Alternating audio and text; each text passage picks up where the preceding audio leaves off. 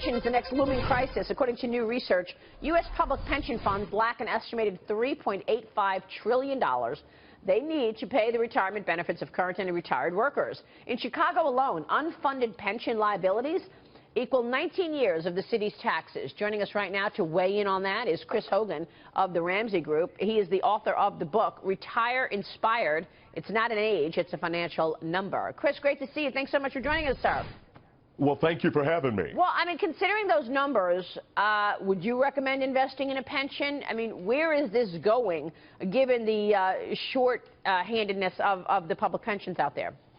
Well, it's definitely a serious red flag, and it's dangerous. The one thing for people to understand out there is that you have a defined benefit plan. That's the old school pension. That's where employers put aside money for you, and you don't have to worry about it because you don't have control. But then you have a defined contribution plan. That's the 401k, or some types of pensions fall into that category as well. All this to say, Maria, is that it's dangerous to put your financial future in someone else's hands. We've got to take control of this and be aware and take steps to safeguard ourselves. One of the challenges here is on the pension fund system is that they are managed generally by elected officials who actually have no experience in that space.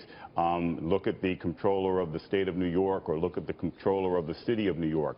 And so these pension systems, they're run by boards as well, and they're boards of firefighters, police officers, and the like who don't have investment experience. And so they place all of the responsibility to invest in their consultants and their investment advisors. And they make what are political decisions as opposed to business decisions, and they are rarely meeting their benchmark, which is, a benchmark is the amount of money that they actually have to make in order to cover their liabilities.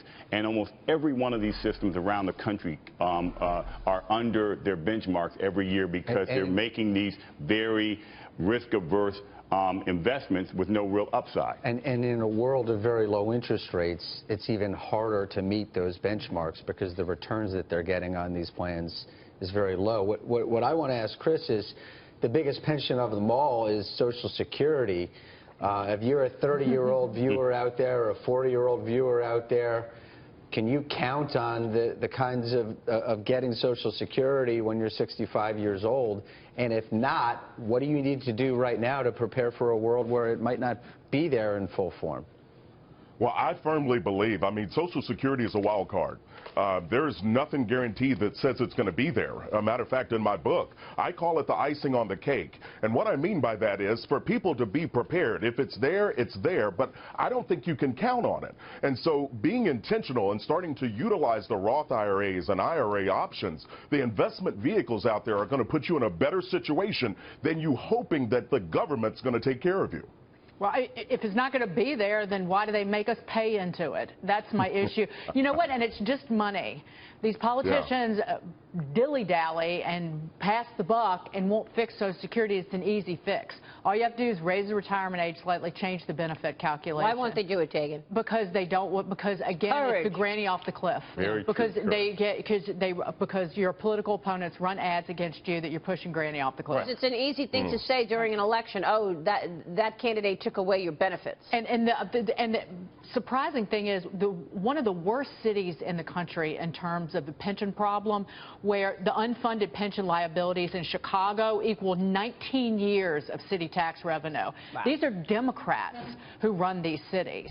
And the danger is, which you saw in Detroit, which went bankrupt, is that you get into this death spiral of where all the revenue that the city's bringing in through taxes goes to pay off these pensions.